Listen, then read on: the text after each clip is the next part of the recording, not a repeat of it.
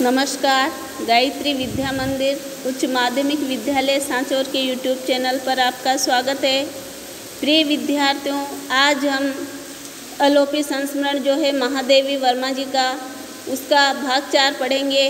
और आवाज़ भी स्पष्ट नहीं आ रही होगी क्योंकि वर्षा हो रही है, बारिश हो रही है। देखते हैं, यहाँ पर अलोपी महादेवी वर्मा जी का भाग 4 हम पढ़ेंगे।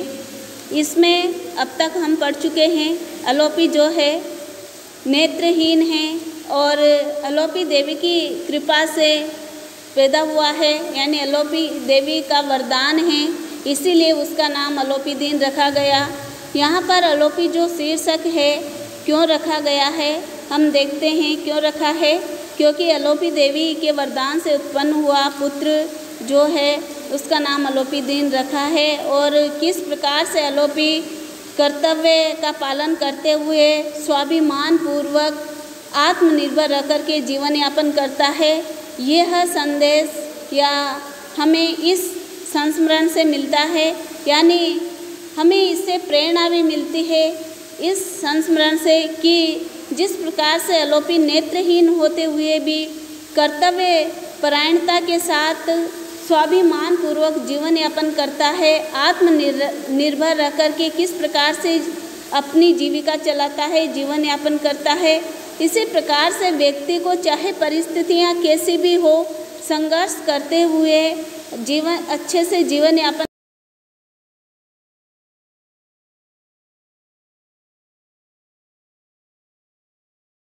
परायणता का संदेश या प्रेरणा हमें इस संस्मरण से मिलती है।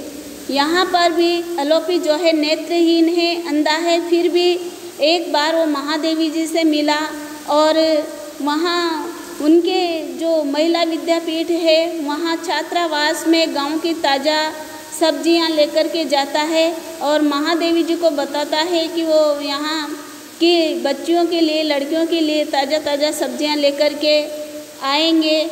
और फिर किस प्रकार से जो है महादेवी जी हाँ करती है। एक बार की बात, एक घटना घटित होती है कि जब हिंदू मुस्लिम दंगे होते हैं, लड़ाइयाँ होती है, तो उस समय भी अलोपी जो है अपने कर्तव्य का पालन करते हुए सब्जियां लेकर के और महादेवी जी के छात्रावास पहुंचता है। महादेवी जी को यह सब देख कर के आश्चर्य होता है कि ऐसी कठिन परिस्थितियों में और ऐसी परिस्थितियों में भी अलोपी सब्जियां लेकर के आया है। वो नाराज़ होती है। महादेवी जी जो है महादेवी जी उससे मिलती है रघु से। और एक बार महादेवी जी के बीमार होने पर रघु जो है अलोपी देवी की भभूति लेकर के आता है और महादेवी जी को देता है। महादेवी जी किस प्रकार से अलोपी के प्रति प्रेम और सहानुभूति प्रकट कर रही है, यहाँ तक हम पढ़ चुके थे। भक्तिन जो है वो महादेवी जी को बताती है कि अलोपी शादी कर रहा है और उसकी शादी हो जाने पर जो अलोपी की पत्नी है वो रुपये पैसों की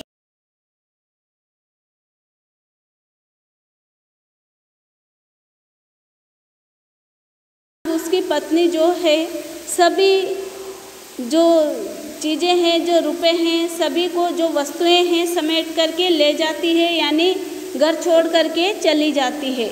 आइए अब आगे का भाग हम पढ़ते हैं, भाग 4। वह बेचारा तो जब उसकी पत्नी सभी वस्तुओं को लेकर के चली गई तो बहुत दिनों तक तो विश्वास भी नहीं कर सका। खुद गड्ढे को टटोल कर देखता और फिर द्वार पर बैठकर उसकी प्रतीक्षा करने लगता था।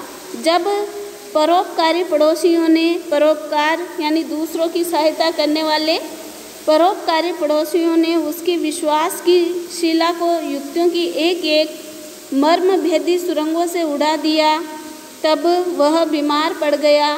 पर निरंतर कर्मयोग से दीक्षित पुलिस को यह शुभ समाचार देने की चर्चा चलते ही वह प्रशांत निराशा भरी दृढ़ता से कहने लगा, अपनी स्त्री की हुलिया लिखवाकर पकड़ मांगना नीच का काम है। अलोपी कुछ अच्छा होने पर आने लगा पर उसमें पहले जैसा जीवन नहीं रह गया था। पैर घसीट कर चलता, हाथ से लाठी छूट छूट पड़ती। एक बार मेरे बरामदे की दिशा में नमस्कार करते समय छाबड़ी नीचे आ रही। अलोपी के सब साहस, संपूर्ण उत्साह और समस्त आत्मविश्वास को संसार का एक विश्वासघात निगल गया। यह सत्य होने पर भी कल्पना जैसा जान पड़ता था। यानी अलोपी जो है अधिक दुखी रहने लगा और वो जीवन में बहुत ही ज़्यादा दुखी रहता था। फिर भी सब्जियां लेकर के और महादेव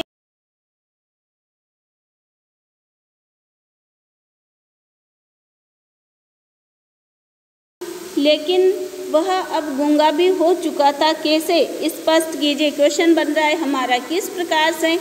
तो यहाँ पर जो है वो नेत्रहीन था, अंधा था, लेकिन जब उसकी पत्नी उसका सारा धन समेट करके ले जाती है तो वो अत्यधिक दुखी रहने लगा था और बोलना भी उसने बहुत कम कर दिया था। अतः सांत्वना देने वाले उसके हृदय तक पहुंचने का मार्ग ही न पा सकते थे। मेरे बोलते ही वह लज्जा से इस तरह सिकुड़ जाता। महादेवी जी के बोलने पर उसे अत्यधिक लज्जा का अनुभव होता था, मानो उसके चारों ओर ओले बरस रहे हो। ओले जानते ना आप, वर्षा ऋतु में कभी कभार आपने देखा होगा कि ओले गिरते हैं, वो बर्फ के छोटे छोटे। इसी से विशेष कुछ कह सुनकर उसका संकोच जनित कष्ट बढ़ाना जैसे उचित न समझा, पर अपने अपराध से अनजान और अकारण ही दंड की कठोरता से अवाक बालक जैसी अलोपी के चारों ओर जो अंधेरी छा रही थी उसने मुझे चिंतित कर दिया।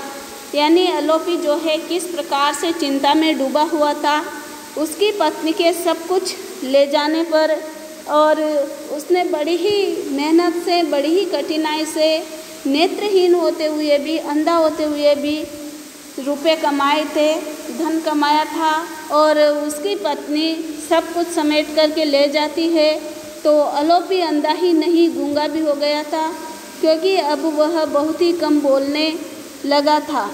अंधे का दुख गूंगा होकर के आया था। उसकी माँ बड़ी मानवता से प्राप्त अंधे पुत्र का सब अपराध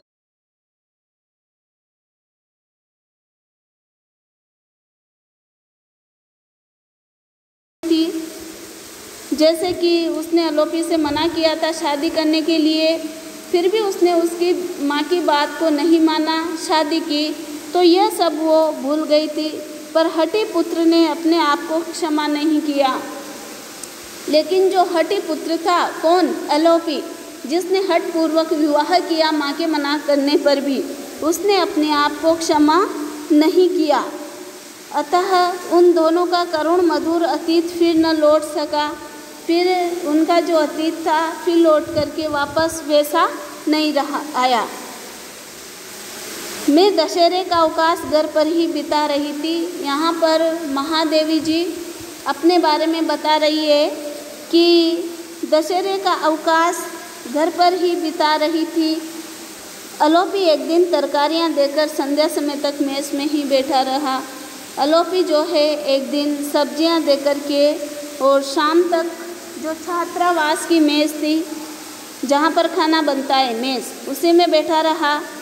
कभी बड़ी ममता से तराजू को छूकर देखता, कभी बड़े ही प्यार से तराजू को छू कर के देखता, कभी बड़े स्नेह से उसी की धनुषाकार पीठ को सहलाता और कभी विनोद से छोटी बालिकाओं को चिढ़ाने लगता। यानी शाम तक वहीं बैठा रहा और किस प्रकार से वो बालिकाओं को चिढ़ाता रहा। फिर मेरी कुत्ती, यहाँ पर पूसी कुत्ती है, फिर मेरी कुत्ती फ्लोरा को अपनी बिछोरी में बंधे मुरमुरे देकर, हिरणी सोना को मूली की पत्तियाँ खिलाकर और मेरे बरामदे को नमस्कार करके जो गया तो कभी नहीं लौटा। कैसे, स्पष्ट कीजिए। और यहाँ पर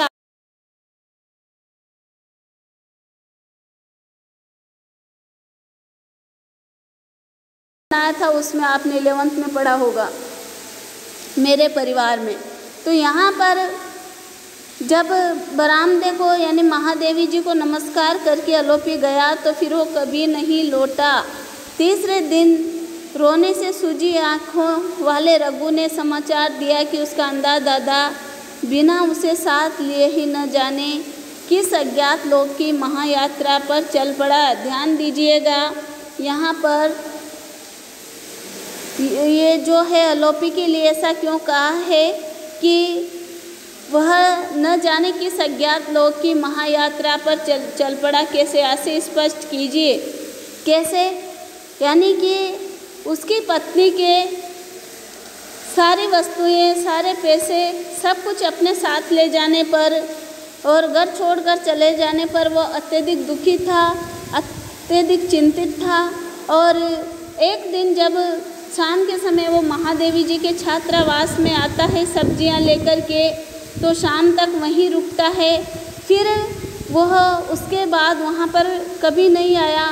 तो 3 दिन बाद जब उसके साथ जो लड़का था रघु, उसके फूफा जी का लड़का, फुफेरा भाई, उसने आकर के बताया कि 3 दिन हो गए और अब जो है उस अंधे दादा यानी अलोपी की मृत्यु हो गई है।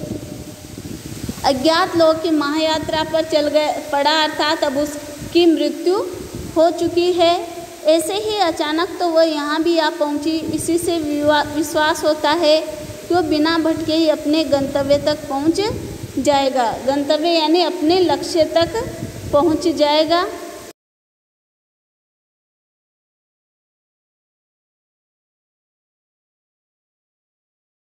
रघु के लिए दूसरे काम का प्रबंध करके महादेवी जी ने अलोपी के शेष स्मारक पर विस्मृति की यवनिका डाल दी है। यवनिका यानी पर्दा।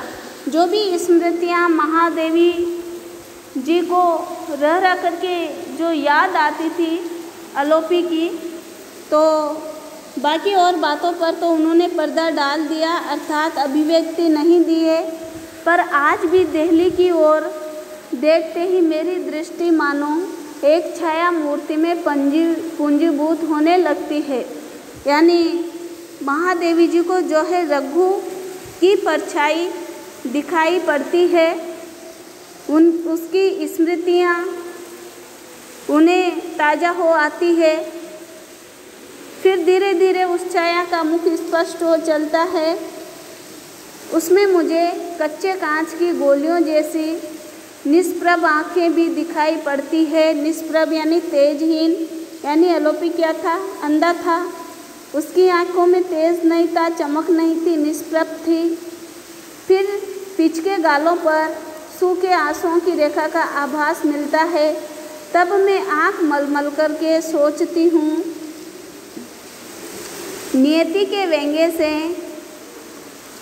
नियति यानी भाग्य से, जीवन और संसार के छल से मृत्यु पाने वाला अलोपी क्या मेरी ममता के लिए प्रेत होकर मंडराता रहेगा? प्रेत यानी आत्मा बनकर के क्या मंडराता रहेगा? देखिए, ध्यान दीजिएगा इस लाइन पर। नियति के व्यंग्य से यानी भाग्य के व्यंग्य से, जीवन और संसार के छल कपट से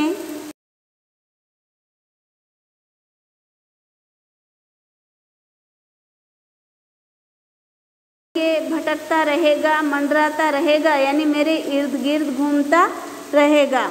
पंक्ति का आशय स्पष्ट कीजिए। तो यहाँ पर देखिएगा उसका भाग्य कैसा था। आपने पढ़ ही लिया है कि वो नेत्रहीन था और किस प्रकार से वो अपने कर्तव्य पथ पर चलते हुए अपने कार्य में मन लगाकर कार्य करता हुआ, किस प्रकार से कर्तव्य का पालन करता हुआ वह जीवन में आगे बढ़ता है और किस प्रकार से आत्मनिर्भर रह कर के और जो है स्वाभिमान पूर्वक जीवन जीता है। फिर भी भाग्य उसका साथ नहीं देता है और नियति को कुछ और ही मंजूर था। और संसार में किस प्रकार के लोग छल कपट करते हैं, जिस प्रकार से उसकी पत्नी ने उसके साथ धोखा किया, छल कपट किया, उसकी कमाई हुई रुपए पैसों की जो पूंजी थी, जो वस्तुएं थी, वो सब लेकर के चली गई। और महादेवी जी का जो प्रेम था उसे पाने के लिए क्या अलोपी जो है यहीं पर रहेगा, ये सब महादेवी जी सोचती है। तो प्रिय विद्यार्थियों, यहाँ पर अलोपी संस्मरण जो है आपको समझ में आया होगा। इसके भाग 4 हम पढ़ चुके हैं और आपको ये समझ में आ गया होगा कि अलोपी शीर्षक क्यों रखा गया है और इससे हमें क्या प्रेरणा या क्या संदेश मिला है। तो यहाँ पर एक बार फिर थोड़ा सा मैं दोहरा देती हूँ कि अलोपी शीर्षक क्यों रखा। ये अलोपी जो है एक नेत्रहीन व्यक्ति है और अलोपी देवी है।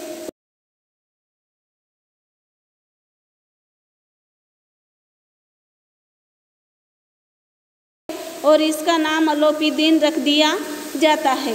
फिर अलोपी जो है नेत्रहीन है, यानी उसे दिखाई नहीं देता है, अंधा है, फिर भी किस प्रकार से वो कर्तव्य परायणता का ध्यान रखते हुए स्वाभिमान पूर्वक आत्मनिर्भर रह कर के जीवन यापन करता है, दूसरों पर आश्रित नहीं रहता। उसी प्रकार से हमें भी आत्मनिर्भर बनना चाहिए, दूसरों पर आश्रित नहीं रहना चाहिए और स्वाभिमान पूर्वक जीवन जीना चाहिए, अपने कर्तव्य का पालन करना चाहिए। यह प्रेरणा सीख हमें इस संस्मरण से मिलती है जो महादेवी जी ने उन अलोपी की स्मृतियों को जो है उन अलोपी की यादों को अपने संस्मरण में स्थान दिया है और अभिव्यक्त किया है। और यहाँ पर आज की कक्षा, आज का ये भाग और ये पाठ अलोपी संस्मरण जो है समाप्त होता है। आगे हम जो नेक्स्ट पाठ वो पढ़ेंगे। आज के लिए इतना ही। देखते हैं हमारी जो है ये आज की कक्षा यहीं पर समाप्त होती है। आगे हम कल पढ़ेंगे। धन्यवाद।